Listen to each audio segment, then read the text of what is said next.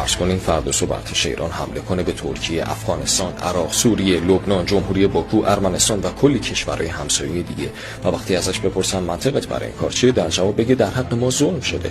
2500 سال پیش این سرزمین‌ها متعلق به ما بوده و ما همیشه رویای بازپسگیریش رو داشتیم. پس حق ماست. تعجب نکنید این دقیقاً منطق اسرائیله. The Arabs said there can't be a Jewish state. You have no right to be here. It's our land. It's not your land. It's been our land for 3,500 years. 3.5 millennia. And we never gave up the dream of coming back to our ancestral homeland. And in the 19th century, the idea of coming back next year in Jerusalem became a reality. خب برگردیم سر داستان خودمون. اولین حمله ایران برای بازگشت به سرزمین‌های 2500 سالش باعث میشه جامعه جهانی و شورای امنیت اون رو جنایتکار جنگی بخونن و صفحه روزگار محوش کنن. بعدم تو کتاب‌های تاریخ از اون به عنوان کشوری جنگ طلب و فاشیست یاد میشه.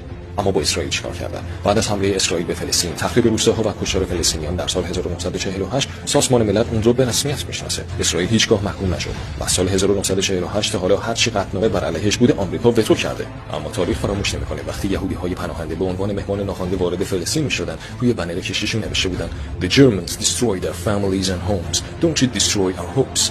یعنی آلمانی‌ها خانواده و خانه‌های ما رو ویران کردن، شما امید ما رو نابود نکنید. اما بدتر از همون بلایی که آلمانی‌ها بر سرشون آوردن رو واسه فلسطینی‌ها تکرار کردند.